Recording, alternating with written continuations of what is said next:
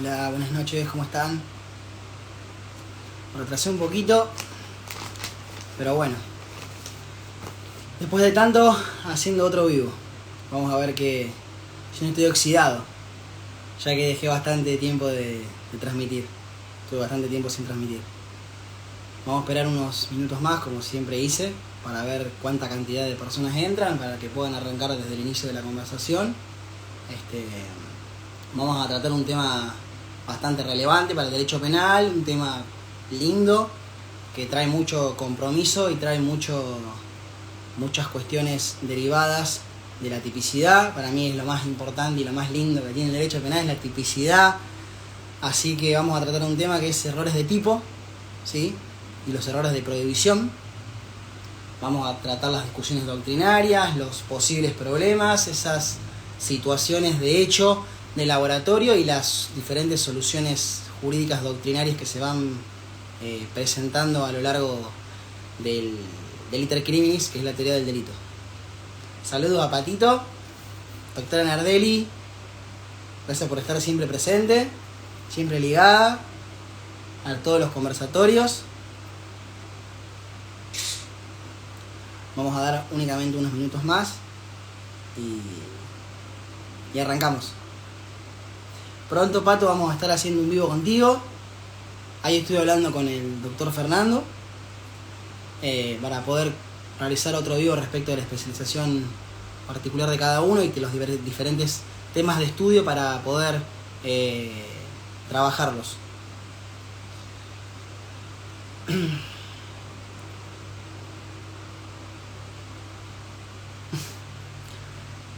Hola Lumi, ¿cómo andás? Bueno, vamos a comenzar a hablar un poquito de la temática de hoy, ¿sí? Vamos a hablar de los errores de tipo. Bien. Para hablar de los errores de tipo, ¿sí?, encuadrados dentro de la tipicidad, hay que hablar del concepto de qué es un error o qué se entiende por un error. Todos sabemos de que los errores de tipo se encuentran en la tipicidad, en la escala de el iter criminis, en los tipos penales. Ahora bien, tenemos que hablar del concepto, ¿qué es un error? Un error es un falso conocimiento sobre lo que se cree, se piensa, se dice o se hace. Es algo que no es real, o se supone, ¿sí? Una persona supone que es cuando no lo es, ¿sí? Voy a dar conceptos y situaciones básicas de entendimiento para el lector. Cualquier cosa, algo que no se entienda, me van preguntando y voy desmenuzando los conceptos que no se entiendan, ¿sí? Es mucho material, así que voy a tratar de ser lo más resumido posible. Ahora bien, tenemos dos clases de errores. Tenemos los errores de tipo y los errores de prohibición. Los errores de tipo se encuentran dentro de la tipicidad y los errores de prohibición se encuentran dentro de la culpabilidad, ¿sí? Los errores de tipo lo que buscan es eliminar el dolo, la tipicidad activa dolosa, ¿sí?, dando un posible margen o una posible situación a una doble regulación siempre y cuando ésta esté prevista, que son los tipos culposos, ¿sí? Por ejemplo, si no se actualiza el conocimiento, también podría dar lugar a una tipicidad culposa. En el error de tipo, en los errores de tipo, ¿sí?, hay un falso conocimiento sobre lo que se cree, se piensa, se dice, se hace, ¿sí?, en relación a la ejecutoriedad del hecho, sobre el tipo, sobre los elementos del tipo objetivo, ¿sí? Sobre estos elementos se está teniendo un falso conocimiento, diferente de los errores de prohibición.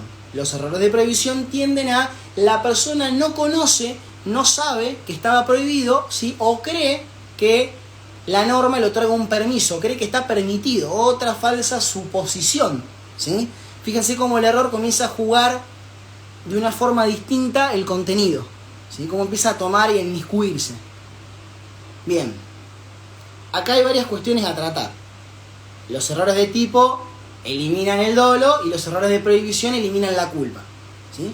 Ya los ubicamos no solamente conceptualmente, sino en los estratos de la teoría del delito. Pudimos hablar de la ubicación, por así decirlo geográfica, ¿sí?, de las situaciones. Una en la tipicidad, otra en la culpabilidad. Conceptos claros, ¿sí? Ahora bien, ¿Cuál es la base para identificar los errores? ¿Sí? Tenemos que distinguir dos tipos o dos bases de errores. Los errores vencibles y los errores invencibles. ¿Qué significa cada uno de ellos? Bien, los errores vencibles son aquellos errores en el cual la persona, en el momento preciso, concreto de la acción, podría haber vencido ese error. ¿Y cómo podría haberlo vencido?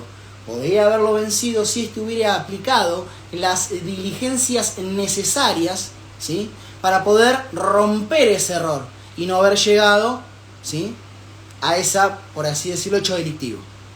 Y digo por así decirlo, por no decir que puede haber una causal de inimputabilidad, ¿no? Dependiendo cómo se juegue o se esfuerce con los conceptos jurídicos del hecho. Bien.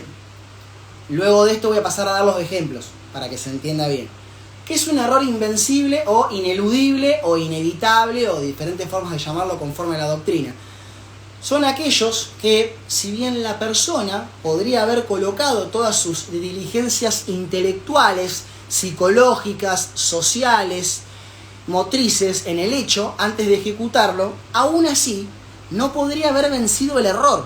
Le hubiera sido dificultoso, imposible, o tendría que ser omnipotente y omnisciente para poder haberlo distinguido. Vamos a los ejemplos. Recién acabé de decir que el efecto principal o potencial de los errores es desmenuzar, diluir el dolo, que no haya dolo, ¿sí? Por algo está dentro de la faz negativa de la tipicidad. Dentro del estrato tenemos la cara positiva, que es para vincular los demás elementos del delito. Ejemplo, acción, tenemos acción voluntaria, tipicidad, hay tipicidad, vamos a la antijuridicidad, es antijurídico, vamos a la culpabilidad, le es atribuible, hay delito. Por el contrario, tenemos cara negativa, faz negativa de la tipicidad, error de tipo. Bien, el error de tipo vencible, ¿sí?, va a eliminar el dolo, dejando lugar la posibilidad de un tipo culposo. Ejemplo, el típico caso de manual práctico. Pedro, padre, 35 años, va con su hijo Martín, de 4 años, a cazar al bosque. ¿Sí? Van a cazar, 8 de la mañana, 40 grados de temperatura, ¿sí? De las 8 a las 12 del mediodía no cazaron ningún animal, ninguna liebre, ¿sí? Nada. Es el típico caso de manual. ¿Qué pasa? Durante el transcurso de la tarde, estaban los dos camuflados, él y su hijo, ¿sí? El padre ve que por entre los arbustos, entre las enredaderas y demás, ve movimiento, en lo cual sigilosamente presta atención, ¿sí? Y una proyección, ¿sí?, hacia el blanco, ¿sí?, dirigiendo su accionar, ¿sí? Inicia todos los mecanismos de propulsión de pólvora por medio de la deflagración para llegar a su objetivo. Este dispara hacia el blanco querido, ¿sí?, y mata, ejecuta. Cuando va a corroborar la muerte de ese animal, esa persona ve, el padre ve que no era una liebre, un jabalí, un chancho, ¿sí?, del mismo tamaño que su hijo, sino que termina siendo su hijo. Y ustedes dirán, es la típica frase, ¡qué tonto! Bueno, eso es un error vencible, porque la persona podría haberse dado cuenta antes de disparar, ¿sí?, en ese trayecto, podría haberse dado cuenta de que no estaba su hijo al lado, lo cual debería haber hecho en ese momento era hacer una voz de, entre comillas, de auxilio. Ejemplo, hijo, ¿dónde estás? O correr la mirada hacia el costado para saber que su hijo se encuentra al lado suyo. Si la persona hubiera aplicado las diligencias necesarias conforme al leal saber y entender de un padre de familia o de un padre que tiene a su hijo en cuidado, a su vez en posición de garante, podría haberse dado cuenta que le faltaba a su hijo, sumado que a la posición blanco lineal, visualización del animal, ¿sí?, a los efectos de proyectar el disparo, podría haber visto o esperado más segundos para que el animal se haga visible completamente, en lo cual, en el ejemplo que yo di, no estaba visiblemente, estaba por medio de las enredaderas ocultados y se guió por un mero ruido y por una mera silueta, que eso hace que no esté dilucidada la completa imagen y eso lleve, ¿sí?, a causar de forma negligente la muerte de su hijo. Independientemente que acá se cae de suyo que podría aplicarse una pena natural, sí, que es un instituto del derecho procesal, es una figura contemplada en el código de forma, no de fondo, ¿sí? En un principio de oportunidad. Claro está que el error es vencible y se eliminaría, como vengo diciendo, el dolo. Eso eliminaría la tipicidad activa dolosa, artículo 80, inciso 1, homicidio agravado por el vínculo. Por contrario sensu, ese mecanismo o argumento defensivo proyectado y esgrimido en juicio llevaría a establecer lo que es un error de tipo vencible. Como tiene una doble regulación, el homicidio doloso lo tiene como culposo. Dijimos que el error vencible elimina el dolo. Me queda lugar a la tipicidad culposa. Por tanto, una posible proyección, expectativa de pena, me podrían dar un homicidio culposo. Por la muerte de mi hijo, por negligente. Eso está bueno porque elimina la calificante y el agravante del artículo 80, inciso 1, y eso esgrime la posibilidad de hacer una buena conexión cognitiva del hecho y el derecho. Un buen abogado no solamente tiene que conocer el derecho y la práctica, obviamente, sino también cómo tornar ese hecho a favor suyo, cómo forzar los conceptos, internalizarlos, menguarlos en posturas defensivas, ¿sí? Que conlleven a que la defensa sea lo más contundente posible, libre de errores, ¿sí? Ustedes saben que la faz negativa da para todo, es decir, hay una parte de la biblioteca que te defiende y una parte que te acusa. Por ende, ahí tenemos el típico caso de un error vencible. Vamos a un caso de error invencible. Como les dije en el primer caso, da lugar a un tipo culposo. ¿Cómo haríamos la invencibilidad del error? Que por efecto, lo anticipo, tiene la finalidad de eliminar no solamente el dolo, sino también de eliminar la culpa. Ejemplo, vamos a poner un caso medio complejo, que este no es de manual, este se me ha ocurrido y se lo trato siempre a mis alumnos. ¿Qué pasa si dos personas mayores de edad van a un boliche, ¿sí? a salir, a bailar, a coquetear, mayores, 18 años los dos, y conocen a un grupo de chicas, ¿sí? bailando en ese momento, ¿sí? Y uno de los chicos, vamos a calificarlos como A, ¿sí? A y B, mayores de edad, conocen a C y D, dos chicas. C se queda con A y B se queda con D. ¿Qué pasa? A habla con C, esta niña, esta chica, digo niña, porque para mí es niña, habla, coquetea, toman un trago, todo lo normal, todo el procedimiento normal de conocimiento de una relación, ¿sí? interpersonal, y deciden irse a la casa a tener relaciones sexuales por libre consentimiento. Al otro día, A se encuentra con, ¿sí? una cédula notificatoria que C la denunció por abuso sexual agravado por penetración. 119, inciso 3. Delito doloso. Bien. ¿Qué pasa acá? ¿Qué tenemos acá? A se encuentra asustado y dice, pero era mayor de edad. Cuando se entera y el abogado defensor entra al acta, entiende que tenía 15 años la chica. Mirando los parámetros, se le pide explicaciones a la persona y le empieza a describir. ¿Qué pasa en ese entonces o en ese interín? Podemos ver que tiene 15 años de edad. Pero ¿qué pasa? Señor fiscal, juez, la defensa que se esgrimiría para tornar el error invencible del tipo. Tenía 15 años de edad, pero estaba en un boliche para mayores. 1. 2. Estaba con tacos, medía 1,90 m. 3. Era voluminosa de cuerpo, tenía pechos, tenía cola, estaba fumando y tomando alcohol. El alcohol es para mayores de 18 años de edad. Me mostró una identificación falsa que era de la hermana. Engañó el de seguridad. El de seguridad también creyó que era mayor de edad. Todos elementos objetivos, corroborables, que hacen que era imposible identificar la vencibilidad del error. Porque era una persona totalmente mayor de edad.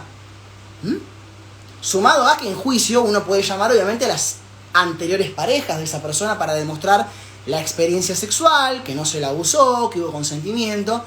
Pero fíjense, no solamente engañó a A, sino que engañó el de seguridad. El de seguridad también se dejó llevar por el documento. Falsificación de identidad no hay porque no hay una adulteración, no está la acción típica. Pero bueno, podría haber una tentativa muy dibujable. ¿Se entiende? Eso es invencible. Y ustedes me podrán decir, pero no podría haberlo vencido. Pero el común denominador hace en la jerga que el A no puede ir a la casa de C y tocarle la puerta y decirle, señora, yo quiero tener relaciones con su hija. No es el normal denominador. La persona aplicó todas sus diligencias, pidió DNI, la vio vestida de determinada forma, caminaba bien con tacos, fumaba puchos, tomaba alcohol, estaba en un ambiente de mayores de 25 años de edad.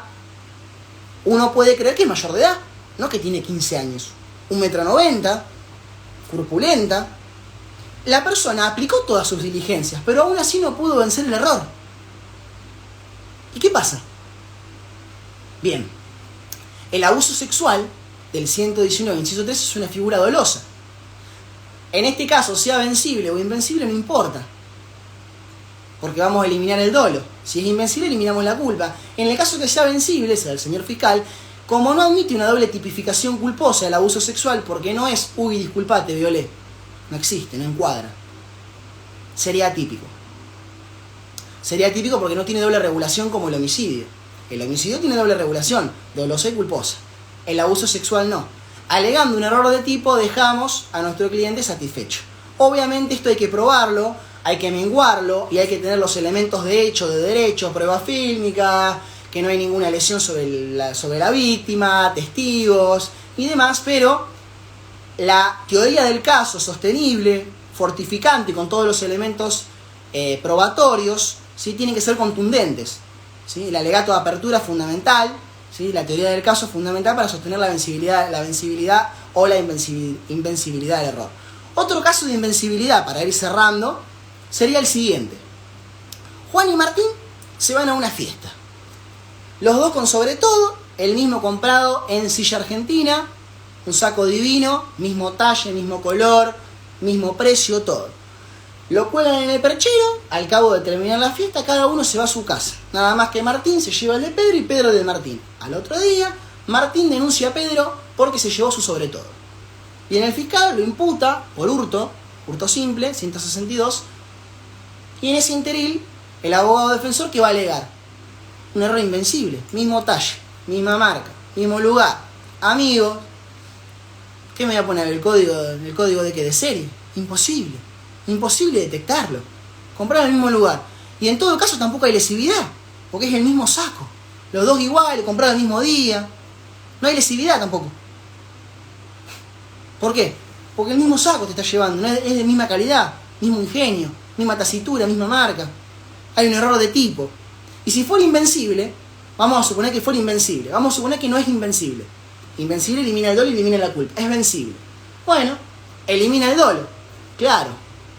Pero no hay tipicidad culposa. Porque el hurto no es culposo. No es, uy, disculpate, hurté. Es, te hurté. Entonces es el apoderamiento. El apoderamiento me da la satisfacción cronológica en mi cabeza de que es doloso. Es apoderarse. Habla de la intención. ¿Se entiende? O como muchos dicen que el dolo surge del artículo 42. ¿Se entiende? Eso habla de la vencibilidad o invencibilidad del error, sobre los elementos del tipo objetivo. ¿Tá? Los elementos del tipo objetivo, en este caso era sobre los elementos también de la lesividad. Yo no creí que estaba lesionando a mi amigo Martín porque creí que era mío. ¿Se entiende? De igual forma, como se lo llevó, no hay lesividad del artículo 19, inciso 1, porque es la misma calidad. Así que eso es indiscutible. Esos son los errores de tipo. Ahora bien, tenemos casos especiales o casos de laboratorio que nos pueden llevar a identificar situaciones especiales en la doctrina o de auge. Pronto de esto voy a hablar de otros autores como Mesger, Sancinetti, Bacigalupo, ¿sí? Respecto de la teoría de los causalistas y los finalistas a los efectos interpretativos de conocer las discusiones doctrinarias. Lo único que les pido es que tengan paciencia porque es un tema largo. Bien, vamos a tornar las siguientes significaciones para poder hablar del tema. Vamos a hablar de los casos especiales. Vamos a hablar de el error en el golpe y el error en el objeto. Y las posibles soluciones. Tengo jurisprudencia nacional, internacional. Pido que tengan paciencia y voy a tratar de acotar todo. Vamos a hablar del error en el golpe, o el aberratio ictus, como suele decirse. Tomen en cuenta las consideraciones y particulares en la cabeza, que es lo que pretendo que se lleven. ¿Qué es el error en el golpe o aberratio ictus? Es cuando una persona dirige un ataque, una proyección de su acción ejecutoria hacia una persona y alcanza otra equivalente. ¿Cómo equivalente? Equivalentemente hablando en términos de bienes jurídicos equivalentes. Por ejemplo, vida con vida. Ejemplo, Juan quiere matar a Pedro con un arma a larga distancia. Juan dispara, el proyectil propulsado por la deflagración de pólvora, pero cuando impacta, no impacta en Pedro, sino que impacta en Sebastián, hermano gemelo de Pedro, iguales, idénticos. Cuando Martín va a fijarse, el muerto no era él, sino que era el hermano mellizo. Bien, y ustedes me dirán, ¿y cómo se resuelve ahí? Porque ahí tenemos una equivalencia de bienes jurídicos, vida con vida. La acción es una que puso en riesgo dos bienes jurídicos. Acuérdense los delitos que se clasifican en lesión al bien jurídico, que es la lesión concreta, y los delitos de peligro de lesión. Bien, en ese caso, ¿cómo tenemos que juzgarlo? En ese caso hay dos posturas en la doctrina que las dos tienen una consonancia fuerte y una repercusión, a mi criterio, considerables. Nada más que si lo vemos del lado del fiscal, optaré por una, y si lo vemos del lado de la defensa, optaré por otra. Las dos tienen gollete, para mí tienen gollete. Aún así, siendo defensor privado, las dos tienen una tasitura o una soltura en el desenvolvimiento de un proceso, pero obviamente que me voy a inclinar siempre por el beneficio, ¿sí?, del imputado, del pupilo, de mi ahijado procesal. Bien. Hay una primera postura que dice que hay un concurso ideal, porque hay un solo disparo, para con dos personas, un concurso ideal entre tentativa de homicidio, para con Pedro, en concurso ideal con homicidio culposo, para con Sebastián. ¿Y ustedes por qué creen que es así? Porque acá el problema no está en la causalidad, sino que está en la ejecución del disparo. Puede suceder que el disparo haya reculado o el arma se haya inclinado por un defecto de los mecanismos, puede ser por una bala defectuosa, o porque la bala haya rebotado en el piso y haya disparado al otro, porque se haya entrometido una persona en el medio. El error está en la ejecución, no en la causalidad. Y aparte porque alcanzó un bien jurídico equivalente. Pero se puso en peligro a Pedro y a Sebastián, que se lo terminó matando. Es un concurso ideal. Acuérdense del concurso ideal. Por el principio de absorción, la tentativa de homicidio absorbería lo que es el homicidio culposo, lo cual nos quedaría una pena de 16 años y 8 meses como máximo, recortado de un tercio a la mitad por el artículo 44, y nos quedaría el mínimo en 6 años y 8 meses, sacando la cuenta mentalmente. Por el homicidio culposo ya no es excarcelable. Sigue siendo igualmente un beneficio por la muerte de una persona, la defensa estaría bien trazada. Ahora bien, ¿cuál es la otra postura en la doctrina? Ustedes me dirán, pero quiso matar. Tuvo aspectos cognoscitivos y volitivos respecto del disparo del arma. Sí, obvio. Bueno, la segunda postura habla de un dolo general. ¿Cómo de un dolo general? Claro, si se puede probar que la persona disparó con dolo y asumió cognoscitivamente que quería matar, el proceso mental lógico que se hace es: no importa quién mató. Lo importante es que mató. No interesa quién. Pedro, Sebastián, Martín. Actuó y le es reprochable la conducta. La culpabilidad le es atribuible de forma dolosa. ¿Se entiende? Para esta segunda postura, que no es la mayoritaria, se aplicaría un homicidio simple. ¿En qué carácter? En un carácter de dolo eventual. Se representa la posibilidad de causación del resultado, sigue adelante con los mecanismos y tiene un desprecio, disvalor de la acción, es un desprecio sobre la vida humana de una persona. ¿Se entiende? Dos posturas. Ambas conviven, la mayoritaria es la primera, ¿sí? Y es bastante trabajable esto, son casos de laboratorio. Bueno, vamos al otro error. Vamos al error en el objeto. ¿Qué es el error en el objeto? El error en el objeto, o el error in persona, acá la causalidad y la ejecución son acordes al resultado querido por el autor. El autor planea la dirección, trayecto de su ejecución, va y lo hace. La diferencia con el anterior es que acá identifica mal el objeto. ¿Se entiende? Ejemplo del cazador. Muy bien. O le quiero pegar a una persona y le pego un maniquí. Otro punto, a diferencia del aberratio ictus, es que no hay equivalencia de bienes jurídicos. El cazador le pega un tiro a un animal, pero era el hijo. El animal, el hijo. No hay equivalencia de bienes jurídicos. Una parte en la doctrina entiende que no se elimina el dolo, sino que hay un menor grado de reproche. Para mí, volvemos a jugar y a tornar la base y la regla general. Volvamos a la vencibilidad o invencibilidad del error.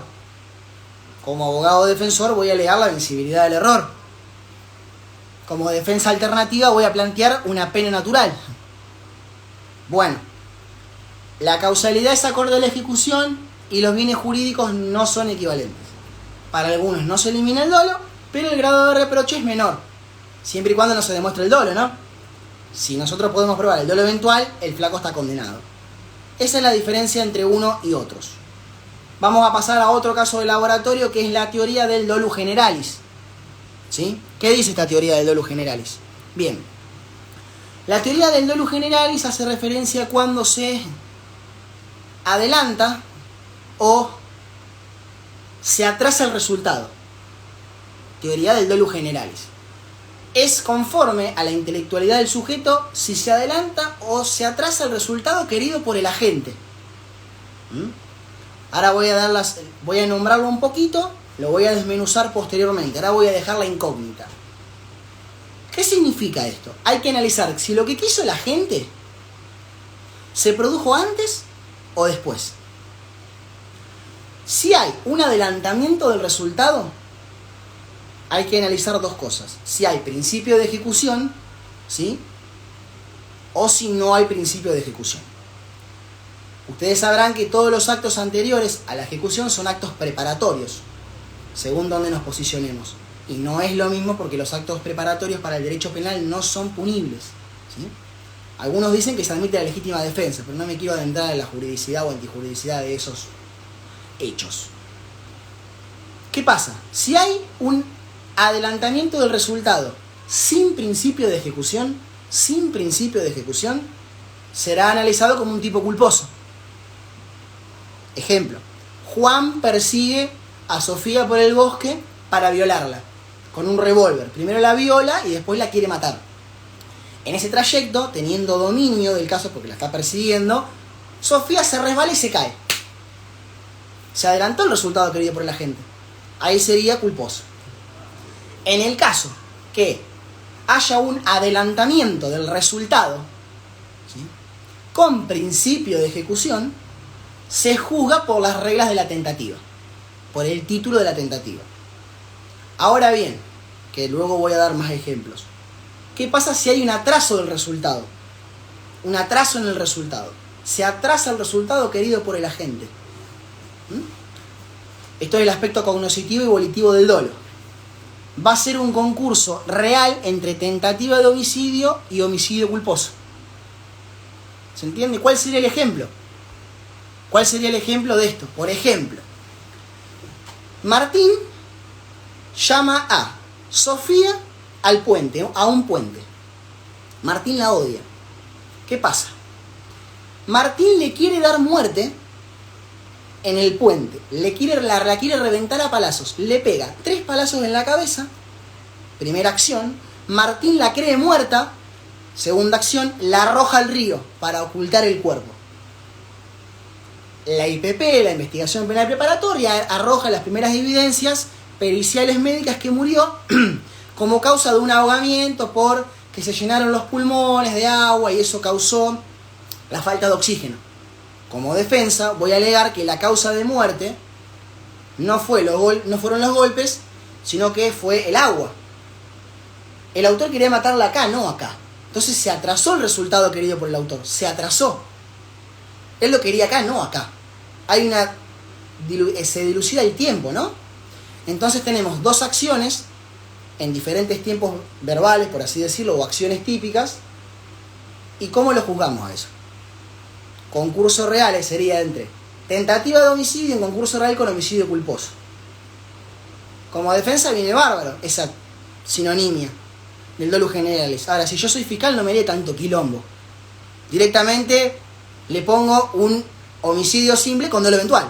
Vos te planteas la posibilidad de que si tiras un herido incapaz de valerse por sí mismo, posición de garante encima, ahí, conducta procedente, posición de garante, y lo tirás al agua, se puede morir. Encuadra también perfecto. Fíjense cómo el derecho es el juego de argumentos que crea la verdad. Hay que trabajar eso en la cabeza. Cómo va creando. Es difícil, pero es lindo, porque esto nos hace pensar, nos hace llevar adelante ciertas estrategias, ¿sí?, que nos ponen a ritmo. Bien, eso es el dolus generalis, que luego lo voy a plasmar por Mesger, Sanzinetti y hay otros autores que tratan estas cuestiones dentro de la teoría del dolo estricto, el dolo limitado. Ahora lo voy a tratar. Bien, ahí tenemos los errores de tipo. Vamos a pasar un poco a hablar de los errores de prohibición, ¿sí? Vamos a hablar de los errores de prohibición. Los errores de prohibición, acá tenemos, dentro de los mismos, tenemos lo que es el tema de la culpabilidad. Se encuentran en la culpabilidad y eliminan la culpabilidad. Ustedes sabrán que la acción típica antijurídica es un injusto penal. Hasta ahí es un injusto. Pero para que sea reprochable tiene que ser atribuible a culpabilidad. La culpabilidad se compone en ese juicio axiológico valorativo de reproche al autor personalizado, valorativo subjetivo, que las partes deben probar por dos elementos de la faz positiva, que son uno, la comprensión de la criminalidad del acto, y dos, el ámbito de autodeterminación o de actuación, que es el campo semántico de actuación, que algunos lo asocian al libre albedrío, de si podría haber realizado una conducta o realizó otra porque no lo deseaba. Bien, voy a continuar con los ejemplos ahora. Vamos a analizar la cara negativa. Vamos a hablar de los errores o de la inculpabilidad en general. Tenemos tres grandes categorías establecidas, que son la inexigibilidad de la comprensión de la antijuridicidad, la inexigibilidad de la comprensión de la criminalidad, 3, la inexigibilidad de otra conducta reductora de la autodeterminación. 3. ¿Qué encontramos dentro de cada una? La inexigibilidad de la comprensión de la antijuridicidad. Primero. Acá encontramos, dentro de esto, la perturbación de la conciencia, que no es lo mismo. Artículo 34, inciso 1. El famoso inciso dogmático, digo dogmático porque está plasmado ahí, muchos lo discuten, pero pocos se atreven a solicitar su modificación, o si se solicita, no se hace nada. Bien, vamos a hablar acá de la insuficiencia de las facultades y de las alteraciones morbosas de las facultades mentales. Ambas, la insuficiencia de las facultades y las alteraciones morbosas, causan una inculpabilidad o inimputabilidad, ¿sí? Porque es una perturbación de la conciencia. Pero no es lo mismo insuficiencia que alteración morbosa. No es lo mismo. Insuficiencia de las facultades es una degeneración cognitiva, mental de la persona, que por lo general es congénita. Nace la persona con eso. Voy a dar un ejemplo. Me gusta ser ejemplificativo, si no, repito como loro. Por ejemplo, demencia, oligofrenia, sueño profundo, menor de edad. Caso ejemplificativo y de manual. Marta sale con su cochecito, ¿sí?, con su bebé de 3 años. 3 años. Va por la góndola, hay una pila de latas de conservas de arvejas, hay 100 arvejas. El bebé de 3 años agarra una lata de conserva y desequilibra las 99 latas de conserva, produciendo así que todas se caigan de forma conjunta, en efecto dominó, y caigan por encima de una señora de 93 años de edad, produciéndole la muerte. La pregunta es atribuible esa conducta al nene o a la madre? No. Porque hay una insuficiencia de las facultades. Y eso hace, ¿sí?, a una perturbación de la conciencia. Y eso hace a que se deteriore la acción, no haya acción, haya una involuntariedad porque no conoce, no sabe, no lo quiere, no entiende, estaba conociendo el mundo. ¿Se entiende? Entonces, en ese caso no es atribuible. Y ustedes me dirán, pero la relación de causalidad y la mamá, que el padre trabaja y la madre trabaja, estaba agachándose para buscar la leche o algo de conserva para su niño, no puede estar con todos los ojos. Y en todo caso se alegará la diligencia de la madre y que no pudo hacer más nada que eso. Eso no quiere decir que sea culpable por el delito. Por supuesto que no, y hay agujeros en todo lo que es la teoría del delito en ese caso. Se cae de Maduro y se cae de suyo. La insuficiencia de las facultades, entonces, en ese sentido, estamos hablando de que no comprende, no sabe. La diferencia con la alteración morbosa es que la persona es una persona capaz, comprende lo que está haciendo, pero su comprensión no va de la mano con la dirección de su acción. Comprende, pero no puede dirigir conforme a la comprensión su acción. Ejemplo de esto son shock, miedo incapacitante, neurosis, que la neurosis son los malos tratos constantes, o el miedo. Por ejemplo, se me ocurren muchos ejemplos en mi cabeza que los trato cotidianamente con alumnos o en el aula o en una defensa, que siempre me gusta proyectarlo o llevar un proyector o un PowerPoint para ejemplificar situaciones análogas. Animaciones. El guardavidas que está en posición de garante y se le murió la mujer y va a salvar a una chica que se está ahogando y se queda paralizado porque ve a esa mujer que se está ahogando con su mujer. La asimila en la cara, tiene un shock, un miedo incapacitante que no le permite adecuar su entendimiento con la acción. Él sabe que si no la salva se muere, pero no puede adecuarlo, no se lo permite su miedo. A diferencia de la insuficiencia, esta persona es capaz, pero no puede adecuar esta capacidad a la comprensión, porque se encuentra con una alteración morbosa de sus facultades. Diferente en el caso del alcohol o de los estupefacientes o de las sustancias psicotrópicas, ¿sí? Es totalmente distinto. Eso es totalmente distinto, ¿sí? Que tiene otras teorías a la hora de las tratativas. Eso no importa. Bien, vamos a continuar.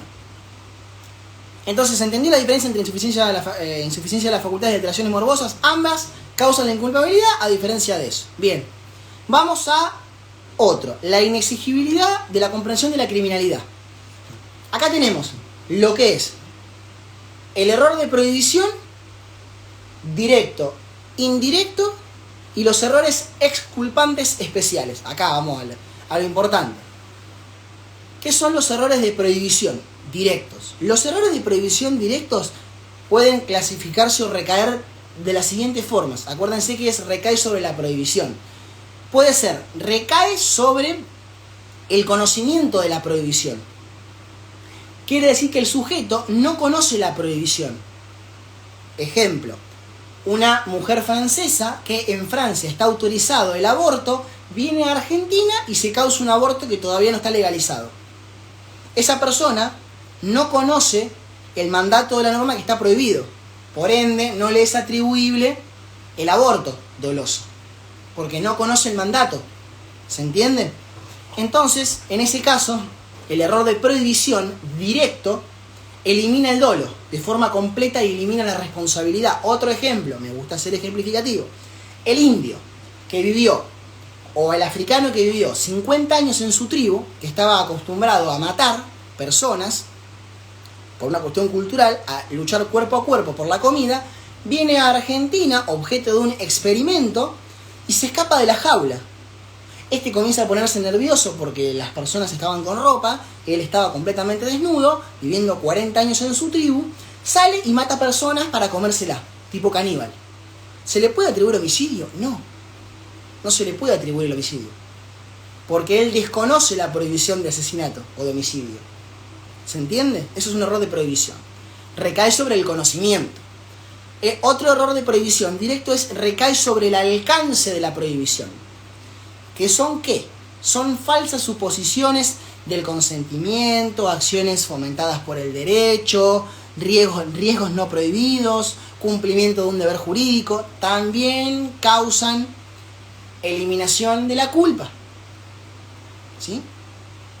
Bien. Otro. El error que no recae ya sobre el conocimiento, el alcance, sino el error que recae sobre la comprensión. ¿De qué? Que recae sobre la comprensión de la prohibición, pero que se conoce, a diferencia del resto. ¿Cómo que se conoce? Claro, sería así. El indio o el africano que vivió en África durante toda su vida, pero que vino a Argentina por un lapso de 5 años y formó pareja con una argentina. Se le empiezan a morir los parientes y esta persona, el indio, entierra a los muertos debajo de la cama. El indio, al haberse culturalizado con la sociedad argentina, sabe que no puede enterrar los muertos debajo de la cama y que tiene que enterrarlos en el cementerio. Él conoce la prohibición, pero no puede internalizarla. ¿Se entiende? Él conoce la prohibición, pero no se la puede internalizar. No se lo puede juzgar. ¿Por qué? Porque su cultura, su religión no se lo permite. Porque vivió tantos años que no le permite ir al cementerio. Tiene que enterrarlo de igual manera. ¿Sí? Tiene que enterrarlo de igual manera debajo de la cama. Entonces, eso hace que estemos frente a un error de prohibición directo sobre la comprensión de la prohibición que se conoce. Bien. Esos son los errores de prohibición directo. Eliminan totalmente la culpa. Es como si fuera un error invencible, por así decirlo. Vamos a los errores de prohibición indirectos. Indirectos. Pueden ser 2, como regla, ¿no? Una falsa suposición de un permiso que la ley no otorga. La persona cree que la ley le otorga un permiso, pero que en realidad no se lo otorga. Por ejemplo, quien cree que es, por ejemplo, el que cree que tiene permiso de sacarle los muebles a la calle a un inquilino moroso. No, pará. Yo sé que no te pagó el alquiler y vos lo podés sacar. El problema es que no lo podés sacar de forma coactiva e intempestiva. La persona cree que puede, pero eso es una falsa suposición. ¿Por qué? Porque para eso está el juicio de desalojo civil. ¿Se entiende? Entonces no puede hacer eso. Eso es una falsa suposición. Ese delito, error de prohibición indirecto, no va a eliminar la culpa, sino que va a impactar dentro del aspecto cuantitativo de la pena y va a disminuir el reproche, la magnitud del reproche. Eso es el efecto del error de prohibición indirecto. Como si jugara una especie de error de prohibición, error de tipo vencible. ¿Se entiende? Bien. Vamos a otro, error de prohibición indirecto, que puede ser una falsa suposición fáctica de una causal de justificación. La persona cree que se dan todas las circunstancias de una causal de justificación. ¿Cree? ¿Cómo cree? Claro, la persona que cree que es agredido en su casa, legítima defensa presunta, que es agredido ilegítimamente, pero en realidad está siendo objeto de una broma. Ejemplo, el amigo que te asusta con la máscara de Scream y vos le pegaste un palazo y le rompiste un hueso.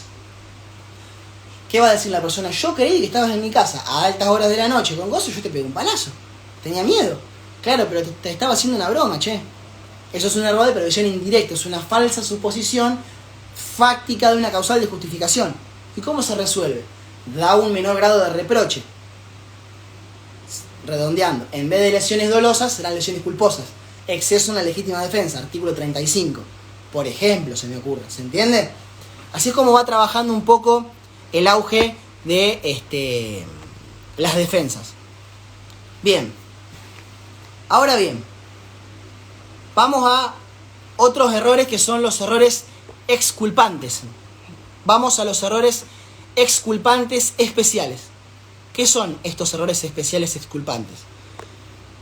Los errores exculpantes especiales, ¿sí?, son otras circunstancias que pueden recaer sobre lo siguiente, siempre dentro del ámbito del error. Errores sobre la situación objetiva de necesidad exculpante. ¿Qué puede ser? Una falsa suposición de una situación de necesidad. La persona cree que tiene una situación fáctica de necesidad exculpante, que no es lo mismo que sea justificante. Ejemplo, la viuda que no tiene trabajo, sometida por acreedores hipotecarios, le quieren ejecutar la casa. La viuda, con su único bien de familia, por miedo a que le quiten la casa y queriendo pagar esas hipotecas, realiza la liberación de cheques sin provisión de fondos, artículo 302 del Código Penal, un delito para pagar a los acreedores. ¿Se entiende? Comete un delito sin saber, error exculpante especial, que está sometida bajo el régimen de protección del bien de familia. Por tanto, es inembargable o inejecutable. ¿Se entiende? Entonces, al ser inejecutable e inembargable, ella creyó que hay una falsa suposición de un estado de necesidad exculpante. La diferencia con el estado de necesidad justificante es que el exculpante hay equivalencia de bienes jurídicos. En el justificante hay un bien jurídico menor por un bien jurídico mayor. El médico que te corta un brazo para salvarte la vida. Integridad física por la vida. ¿Se entiende? Bien. Otro error que recae sobre causas que excluyen la punibilidad. Eso también es un estado de necesidad, ¿sí? Es una falsa suposición de una causal que excluye la pena. ¿Cómo sería eso? La persona quien cree que está exculpado de ocultar a la justicia al hijo de su primo. ¿Por qué? Porque el artículo 277 dice que, aquellas personas que se encuentran en determinado grado por consanguineidad se encuentran con una causal absolutoria, una causal de eximente de responsabilidad en el cual no pueden, por así decirlo, buchonear a sus parientes. Claro, pero en este caso no era dentro de la línea de consanguinidad. Él creyó que estaba, no es ni en primera línea, ascendente, descendente hasta el cuarto grado, o a la persona a la que se le deba respeto. Por ejemplo, era colateral, era, qué sé yo, primo segundo del primo, ¿se entiende? En ese caso no está exculpado, él creyó, ¿se entiende? En este caso va a ser juzgado por encubrimiento, por ejemplo, ¿se entiende? No es lo mismo. Entonces, acá dentro de estos errores exculpantes especiales tenemos que analizar la vencibilidad o invencibilidad del error. Si el error exculpante, especial, es invencible, se elimina la responsabilidad penal. Si es vencible, por contrario sensu, va a dar lugar a un menor grado de reproche punitivo a los efectos cuantitativos que tienen un auge con respecto y en correlación con el artículo 41 del Código Penal. El artículo 41 del Código Penal son las circunstancias subjetivas y objetivas de consideración valorativas que tiene que tener en cuenta el juez a la hora de la aplicabilidad razonable de la pena, con respecto a su vez al control de legalidad de las mismas, ¿sí? Que tiene que tener en cuenta a la hora de aplicar la pena, ¿sí? Y por eso estoy diciendo que si es un error de tipo vencible, va a tener un menor grado de reproche. Por lo tanto, se va a aplicar una pena inferior. Eso por un lado, obviamente. Aunque hay algunos que hablan de la perforación de los mínimos. Inclusive que el juez le podría dar una pena menor al mínimo. Podría perforar el mínimo, por así decirlo, con un taladro. ¿Se entiende? Bien. Vamos a otra clasificación. La inexigibilidad de la conducta por una situación reductora del ámbito de autodeterminación. ¿Qué significa esto? Reductora del ámbito de autodeterminación. Bien. En este caso encontramos el estado de necesidad exculpante, ¿sí? Y la incapacidad psíquica. El estado de necesidad exculpante elimina la culpa. Da lugar a una inculpabilidad. ¿En qué sentido da lugar a una inculpabilidad? Hay equivalencia de bienes jurídicos y el ámbito de capacidad reductora del ámbito de autodeterminación no le permite a la persona realizar una conducta diferente. ¿Por qué? Porque no se lo permite la situación y el contexto. Ejemplo, puede provenir de actos humanos o de fuerzas de la naturaleza. De fuerzas de la naturaleza, el ejemplo de Jack y Rose de Titanic. Jack y Rose, en el momento final de Titanic, una balsa de madera, Rose arriba, Jack abajo. La tabla tenía espacio para uno solo. Si se colocaban los dos, se morían los dos. Entonces el derecho, por las circunstancias climáticas, del agua, bajo cero, temperatura y todo, soportó que esta chica que se encontraba arriba de la balsa no lo ayude a él y se muera. ¿Por qué? Porque el derecho está priorizando salvar una vida antes de que se mueran dos. Hay equivalencia de bienes jurídicos, vida por vida, ¿Se entiende? Entonces no es reprochable. ¿Por qué ámbito de capacidad reductora? Porque es el campo de actuación. Rose no podría haber hecho otra cosa que quedarse esperando. Si entraba al agua se moría por el grado y la condensación del agua. ¿Se entiende? Entonces es exculpante. Otro ejemplo. Vamos en un avión, chocamos contra un iceberg, contra una montaña, y nos quedamos varados durante una semana. 10 personas. Nos van a venir a buscar dentro de 7 días. No tenemos comida, no podemos bajar, no tenemos recursos, hace frío, el aire. ¿Qué hacemos? ¿Cómo hacemos para sobrevivir? De 15 personas matamos a una para poder comer hasta que nos vengan a rescatar. ¿Se entiende? Y ustedes me dirán, ¿eso no es homicidio? Sí, pero no. Ahora lo explico. El homicidio está. Ahora lo voy a explicar a diferencia del estado de necesidad justificante. Lo que pasa es que el ámbito reductor era, si nosotros no matamos a uno para comer, nos morimos todos. Entonces un estado de necesidad exculpante que nos permite matar a una persona para poder salvar al resto. Porque nuestra conducta se encuentra limitada, nuestro campo de actuación se encuentra delimitado a las condiciones climáticas de la naturaleza que no nos permiten actuar diferente. ¿Se entiende? Ojo, en el estado de necesidad justificante, la conducta se encuentra justificada. El médico que te corta un brazo para salvarte la vida. En el estado de necesidad exculpante, la conducta no se encuentra justificada. La conducta no se encuentra justificada. La conducta, en ese caso, no está justificada, sino que va a ser exculpada. No es lo mismo. No es lo mismo. Porque el dolo se consumó antes. Nada más que ex post nos quedamos con el injusto penal.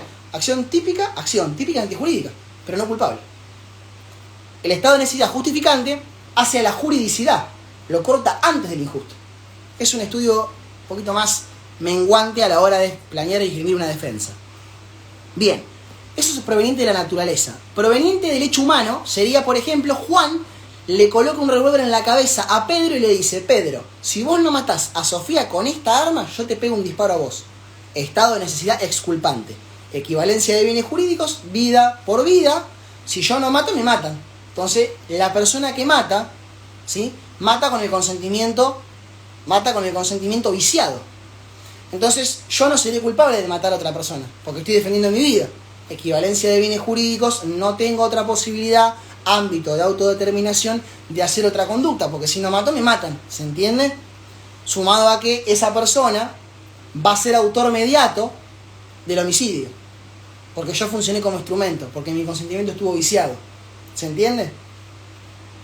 Eso también es parte de la dominabilidad como autor mediato y las reglas de la autoría. Pero bueno, es una conjunción de todo el derecho penal. Bien, terminamos con los errores de tipo y de los de prohibición. Ahora voy a ir a lo más importante, que es el tema del causalismo y el finalismo desde el punto de vista de los errores de tipo y los errores de prohibición. Si llego voy a dar fallos, si no, veré cómo lo puedo transmitir. El dolo, hay que hablar del dolo, que es para el finalismo el dolo y que es para el causalismo el dolo. Para el causalismo, el dolo y la culpa son formas de imputabilidad que crean un concepto de acción que no es acorde a la realidad. Diferente para el finalismo, donde esa conducta tiene que tener una finalidad y toma a la culpa como un reproche personalizado y jurídico al autor, en base al conocimiento de los aspectos del tipo activo doloso y de los elementos objetivos. ¿Sí? Estas teorías dicen, ¿sobre qué puede recaer el error? El error puede recaer sobre elementos descriptivos, normativos o valorativos. Los elementos descriptivos pueden ser al modo de ejecución, por ejemplo, con alevosía. ¿Qué es la alevosía? Estado de indefensión, penal 2. Bien, elementos objetivos, subjetivos. Elementos descriptivos, por ejemplo, el lugar. ¿Qué es establecimiento rural? Elementos normativos. ¿Qué es cosa ajena? Apoderamiento. ¿Qué es un funcionario público? Artículo 77 del Código Penal, donde establece qué es un funcionario público. O los elementos valorativos. Esto hace referencia un poco a la teoría del prófano del Lego. Si la persona sabe, aún no siendo abogado y no sabiendo las características de una escritura, si manipuló holográficamente, adulteró, si sabe el conocimiento jurídico que tiene una escritura, en el ámbito jurídico le es atribuible la causalidad por los conocimientos básicos de vivir en sociedad. Bueno, esto es otro tema o harina de otro costal. Pero sobre estos elementos puede recaer el error. Ahora bien, la pregunta es, acá tenemos el tema del adelantamiento, atraso del resultado, que es el grado de concreción del dolo por parte del autor y los aspectos significativos, ¿sí?, que hay que tener en consideración. Ahora bien, la pregunta es, ¿de qué tenemos que hablar ahora para terminar de hablar de todo lo que es el finalismo y el causalismo? Perdón, sí, el causalismo y el finalismo. Bien, acá tenemos que hablar de la teoría del dolo y la teoría de la culpabilidad. La teoría del dolo representada por el causalismo y la teoría de la culpabilidad representada por el finalismo. Bien. ¿Qué buscan estas dos posturas? El punto aquí dado es la relevancia del empleo adecuado de los términos en función a la teoría del delito, con la que yo me guíe, a los efectos de adoptar decisiones en la discusión, ¿sí?, de que éstas no sean estériles, sin argumentos jurídicos, respecto de las definiciones del dolo. Es decir, si yo me paro de la teoría del delito conforme al causalismo, será una cosa.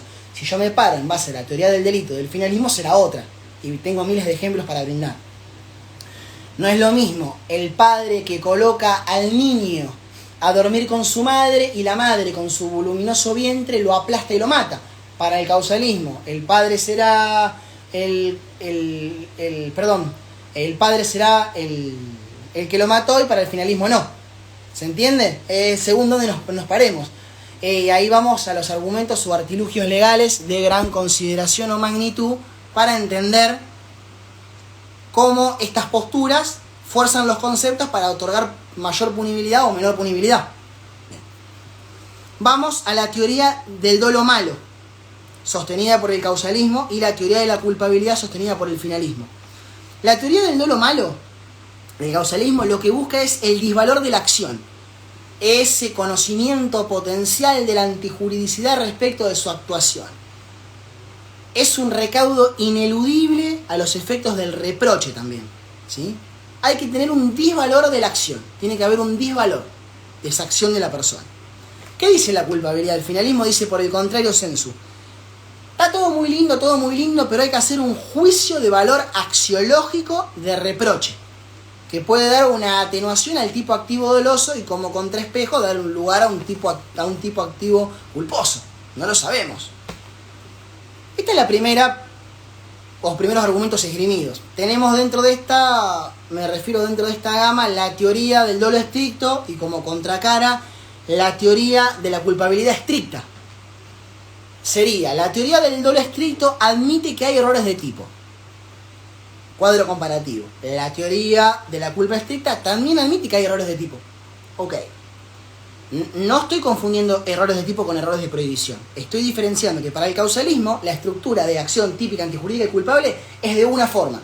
Y para el causalismo la acción típica, antijurídica y culpable es de otra forma, como los errores. Ambos los contemplan. Segundo punto. La teoría del dolo estricto contempla el error de tipo vencible. ¿Qué dice? Excluye el dolo, pero da lugar a la tipicidad culposa, siempre y cuando tenga una doble regulación. Ok. La teoría de la culpa estricta, lo mismo. Idem. Elimina el dolo, da lugar a una tipicidad culposa, siempre y cuando tenga doble regulación. Ahora, aquí cambia. La teoría del dolo estricta toma en cuenta la invencibilidad también del error o la inevitabilidad del error.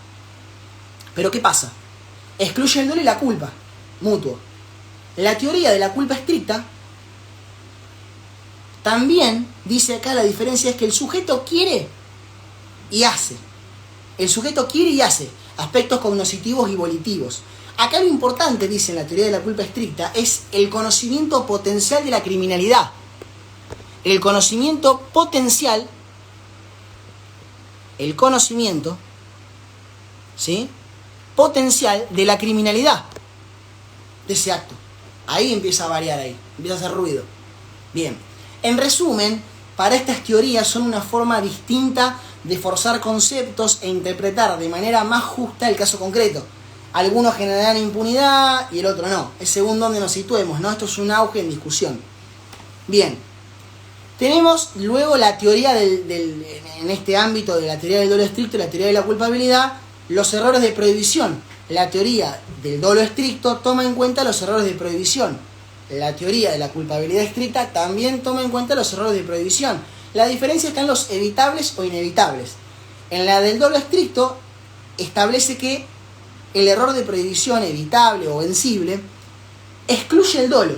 Escuchen, excluye el dolo y deja subsistente la responsabilidad a título culposo, siempre y cuando esté provista o prevista. Bien. En la culpa estricta también establece que es evitable y se atenúa la culpabilidad en el marco de la figura delictiva. Lo que pasa, ¿sí?, es que no excluye el dolo. Fíjense cómo cambia. En la teoría del dolo estricta, la vencibilidad elimina el dolo y da lugar a delito culposo. En la culpabilidad estricta, atenúa la responsabilidad, pero no elimina el dolo. Pequeña diferencia, no es lo mismo, porque se consumó ex antes el dolo. La teoría del dolo estricta no toma en cuenta el error de prohibición invencible. La teoría de la culpabilidad estricta sí toma en cuenta el error inevitable o el error invencible. ¿Y qué dice? Se excluye la responsabilidad penal, así como el típico no salís a ningún lado, pero en ningún caso elimina el dolo ni elimina la culpa. Te está diciendo que siempre estuvo la culpa y el dolo, y que al momento de la culpabilidad llegó consumada, pero no le es imputable. No hay responsabilidad, se excluye, porque era invencible darse cuenta. Pero la acción estuvo. ¿Se entiende? Esa culpabilidad sostenida. Bien, eso por un lado. Bien. El dolo y la culpa se configuran en el tipo subjetivo. Eso es lo que nos está diciendo. Pero en el ámbito de autodeterminación, la teoría finalista que sostiene este ámbito axiológico, este ámbito de autodeterminación no es liso, llano o completo. Es la misma solución que la teoría del dolo estricto, pero con diferentes fundamentos. Después tenemos lo que es la teoría del dolo limitado y la teoría de la culpabilidad limitada. La teoría del dolo limitado y la teoría de la culpabilidad limitada. Volvemos a sostenerlo por el finalismo y por el causalismo, que no es lo mismo. La teoría del dolo limitado lo que hace es no reconoce la configuración del error, fíjense. No reconoce la configuración del error. Es una diferencia la teoría del dolo limitado con la teoría de el dolo estricto. En el dolo estricto sí se torna incompatible y sí lo reconoce. El dolo estricto reconoce el error y la configuración, porque dice que no resulta compatible en su sana intuición comparar lo justo con lo injusto. Hay que hacer una distinción, ¿sí? A su vez, la teoría del dolo limitado dice que solamente y de forma despectiva se va a reconocer el error solo cuando genere impunidad o se considere lo más justo. Pero tenemos un error de taxatividad y qué es injusto y qué es justo para el caso concreto. Entonces es muy difícil arriesgarse con esta postura, ¿no? Es muy difícil. Y si el juez te dice que no, ya tenés una arma menos, una bala menos. Bien. La teoría de la culpabilidad limitada establece los casos problemáticos. Los casos del error de prohibición indirecto, las causales, las falsas suposiciones de una causal de justificación, los errores vencibles por aplicación analógica in bonum parte, ¿sí? Lo que pasa es que esta teoría de la culpabilidad limitada echa mano a la teoría de los elementos negativos del tipo en una concepción que diluye la tipicidad en la antijuridicidad, busca diluir el dolo en la antijuridicidad. Un estudio hecho por muchos doctrinarios, por ejemplo, sería en el caso de la teoría del dolo limitado. Mesger dice que justamente es la diferencia con la teoría del dolo estricto, ¿sí? Que ahora voy a nombrar otros autores de por medio. Ahora bien, ¿qué es lo que pretende subsumir la tipicidad dentro de la antijuridicidad? Lo que busca crear es una suerte de permisos, por eso busca diluir. ¿Cómo crear una suerte de permisos? Claro, dilucida la suerte de permiso, ¿sí?, en vez de mirarlo dentro de la faz negativa del tipo. Busca crear permisos, no mirarlo dentro de la faz negativa. Y de esa manera diluir el disvalor de la acción, sostenido por la teoría del dolo malo, por ejemplo. Este tipo de permisos tiene ciertos supuestos de hecho que se tienen que dar para que se configure este permiso. Si el error de tipo recae sobre estos supuestos de hecho, ¿sí?, se torna en espejo con idéntica solución a los errores de tipo y podríamos darle un menor grado de reproche, dice la teoría de la culpabilidad limitada. Bien, entonces busca dilucidar y diluir la antijuridicidad, la tipicidad y viceversa en los elementos negativos. El sujeto que cree que actúa en una falsa causal de justificación, en este caso no hay disvalor, se elimina el dolo y se puede dilucidar el dolo y quedar un remanente en espejo, el cual el remanente en espejo no será el dolo sino que será la culpa. ¿Se entiende? Bien, no es lo mismo, no es lo mismo. Entonces, para tener en consideración, tenemos que plantear los problemas específicos que trae el error de prohibición vencible y el error de prohibición invencible. ¿Cuáles son los rasgos, según la doctrina, de los criterios de distinción entre la vencibilidad e invencibilidad del error? Tenemos a Sansinetti, creo que Mesger, Zaffaroni, que hablan de los elementos identificadores o rasgos característicos para la vencibilidad o invencibilidad. No es lo mismo. Algunas soluciones o criterios doctrinarios. Bien. Criterios distintivos entre la vencibilidad e invencibilidad del error. Bien. Se formulan diferentes abstenciones o dificultades entre las formulaciones teóricas que se dicen en la práctica, todo muy lindo, y en la faz práctica de la corroboración empírica del error. Meterse en la cabeza de esta persona para saber qué es lo que hizo. Muy difícil, ¿no? Bien. Entonces, ahí, si nos ponemos a aplicar esto, tenemos un examen y esto hace a una fuga infinita de criterios que así nunca se reconozca la invencibilidad del error. Esa es una de las críticas. Tenemos una fuga. ¿Cómo hacemos para identificar un error u otro? Siempre va a ser vencible porque nos van a buscar penar. Entonces, ¿cuándo está la invencibilidad del error? ¿En qué sentidos? ¿En qué criterios? ¿Y en base a qué? No es lo mismo la exigencia que se le puede exigir al gerente de una empresa, OSDE, o al de Microsoft, al de Apple, que a uno que maneja, no sé, una sociedad chiquita. No es lo mismo. Entonces, ¿cómo hacemos? Bueno, reglas de Zaffaroni para la identificación de la vencibilidad o invencibilidad del error. 3. A. Si el sujeto tuvo la posibilidad de conocer la antijuridicidad. Acá no habla de si es real, abstracta, ni nada. Para mí criticable. B.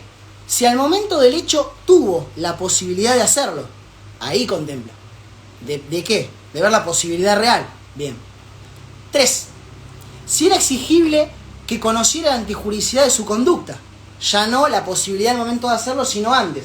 Si tuvo posibilidad antes de hacerla. El típico, pero si yo hago esto, pasa lo otro. No es yo hago esto, pero si estoy haciendo esto, va a pasar o puede pasar. No es lo mismo. Una es ex antes y la otra es al momento de la conducta. Por eso establece A, B y C, Zaffaroni. Poco claro a mi criterio, y no es una de las conductas, yo lo rellenaría o lo complementaría con lo que son los rasgos característicos, por lo menos de una buena jurisprudencia para dilucidar caracteres de vencibilidad o invencibilidad, porque con esto solo no hacemos nada, eso es claro. Bien, otros criterios distintivos. La función de Sansinetti. ¿Qué dice Sansinetti? Sansinetti planea una reorganización, una reestructura o una posible ordenación de los errores de tipo en función de la intensidad del mismo error. Eso va a ser una derivación. ¿Y qué dice? Dice que lo podemos agrupar en errores de tipo, errores sobre la concurrencia de los supuestos fácticos de justificación objetiva y los errores de prohibición. 3. Ahora, ¿cuál es el resumen de Sansinetti? Dice esto, fíjense. Nos podemos escudar forzando conceptos, falseando los conceptos en el caso concreto y atribuirnos una impunidad o a nuestro cliente que nos permitan desbaratar el tipo penal y con eso lograr una sentencia favorable que nos deje contentos. Sansinetti muy estratega, muy pensante. un pensamiento lógico y un buen libro para la defensa. Bien, forzar conceptos a favor de uno, crearlos, ok. Le está faltando, a mi criterio, las cuestiones de hecho. Yo no puedo decir que llevo una camisa verde. No puedo falsear ese concepto.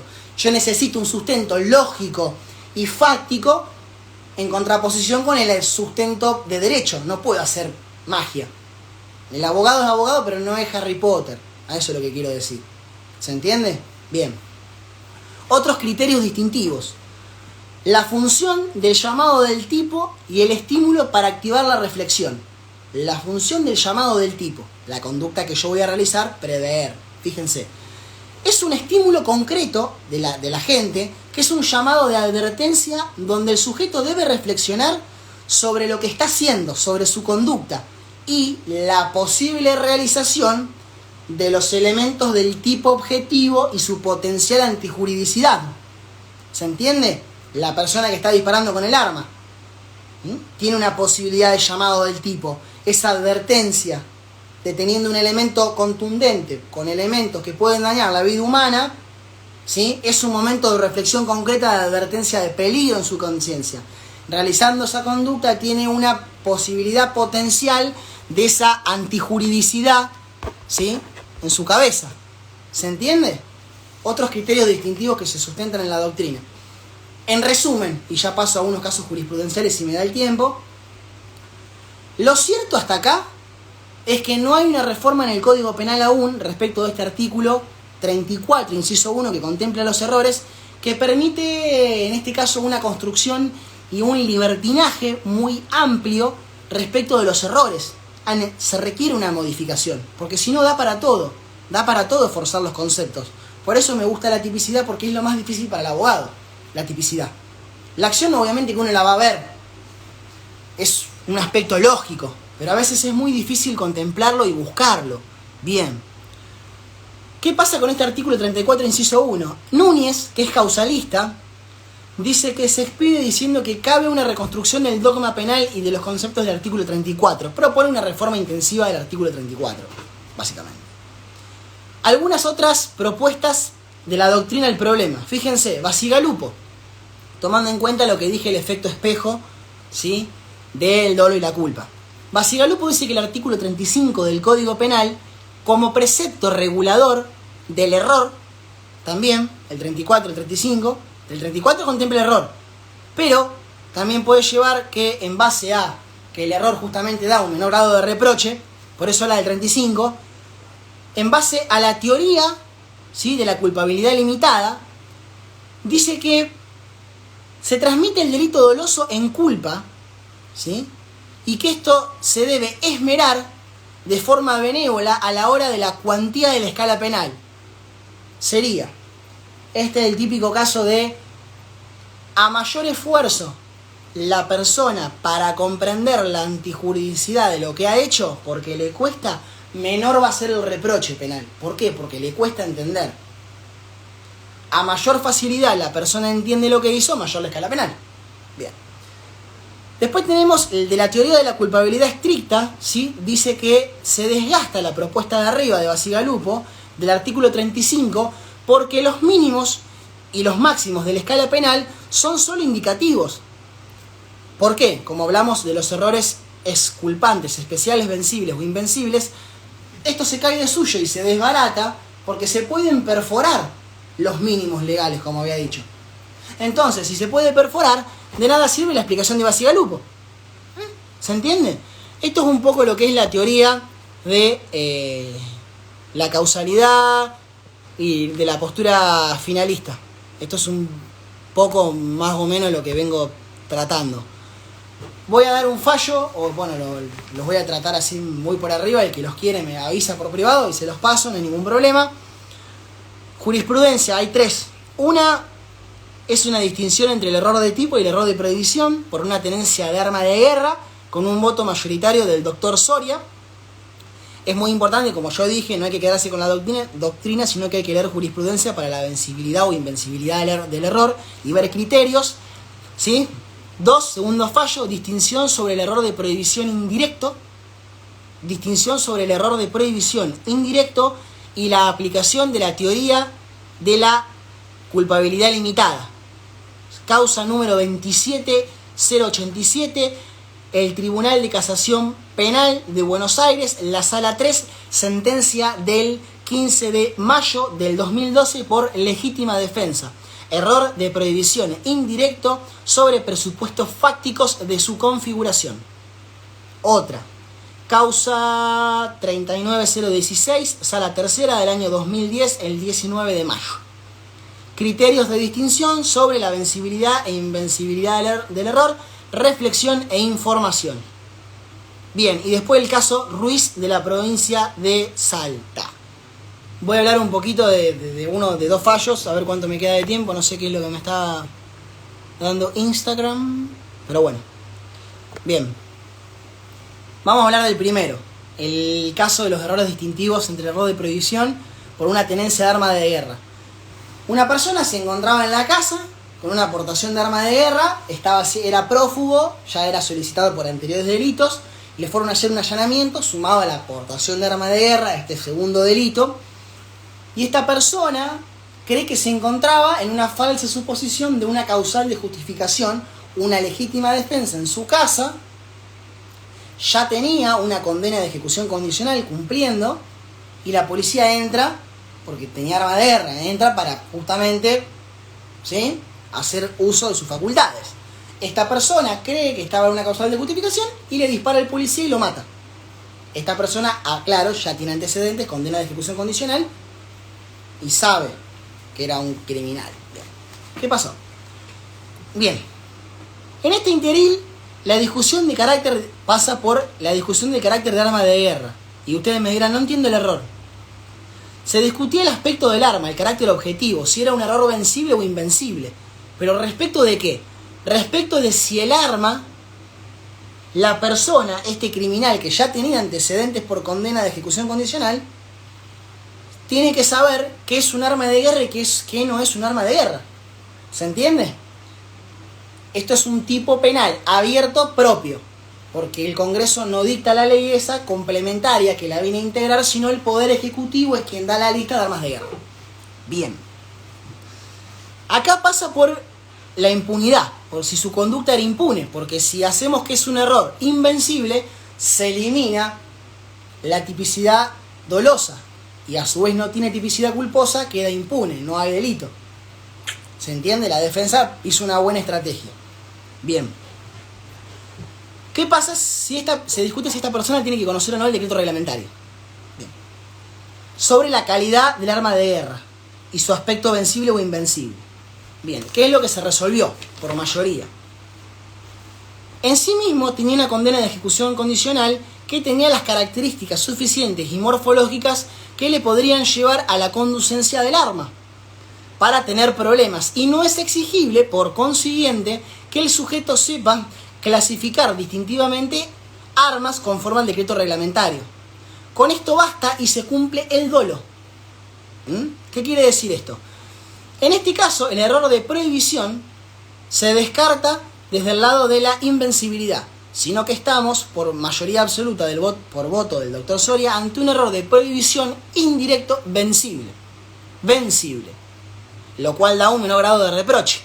¿Por qué? Escuchen, el error de prohibición se da, indirecto y vencible, porque la persona sabía que tenía una condena de ejecución condicional y que el portar un arma, independientemente de que sea arma de guerra o civil, conduciría a la caducidad del beneficio de la condena de ejecución condicional. Por ende, se aplican las reglas de Derecho Penal 1. Se revoca el beneficio, hay unificación de pena y unificación de condenas. ¿Se entiende? Entonces, con esa característica, se advierte que las alegaciones de la defensa nunca fueron sostenidas debidamente. Y como no fueron sostenidas debidamente, en ese caso no tiene posibilidad de esgrimir defensa. Bien. ¿Se entiende? Bien. Esto es por un caso de arma de guerra. En respecto al segundo caso, ahí tenemos algo para distinguir la verosimilitud. En el segundo caso, vamos al segundo caso. Es el caso de la legítima defensa que estaba planteando yo. ¿Sí? Es la legítima defensa respecto del caso.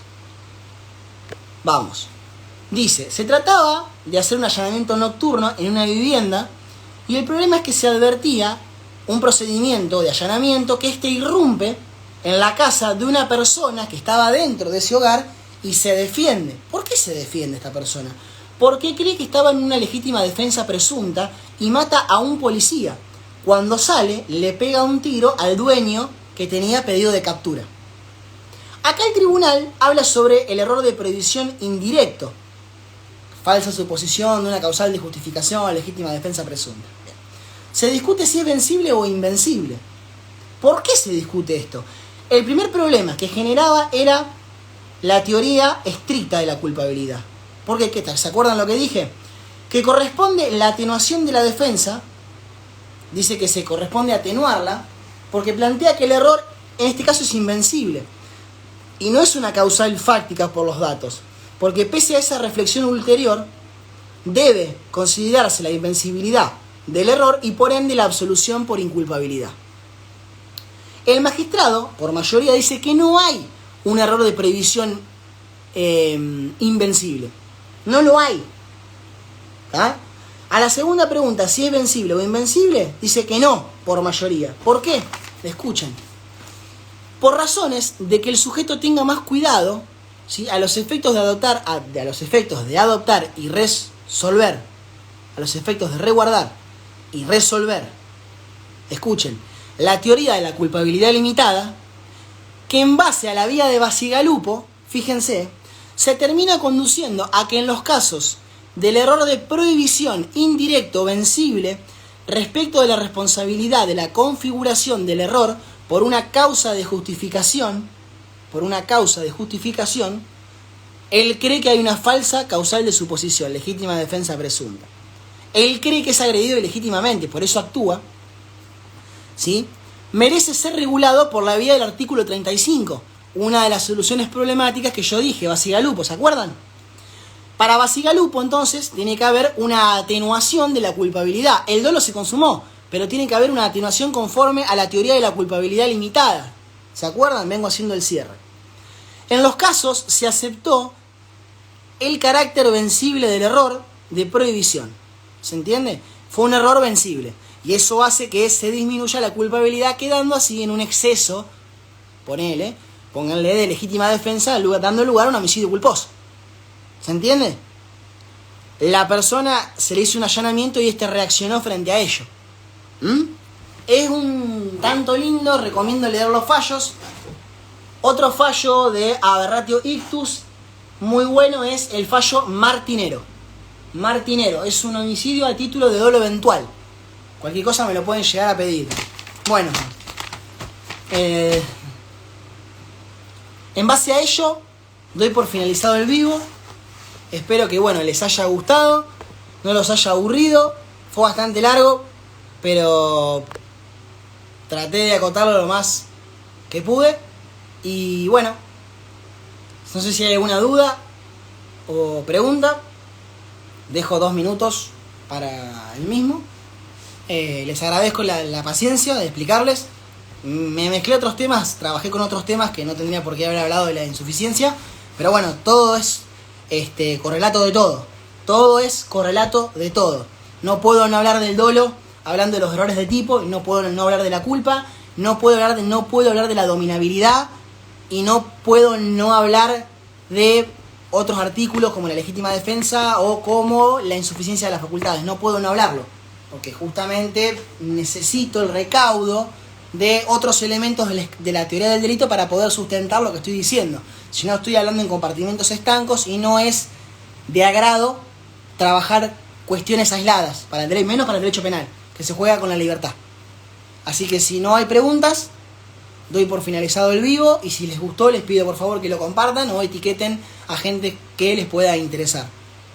Les agradezco por todo y nos vemos pronto en un nuevo vivo. Gracias.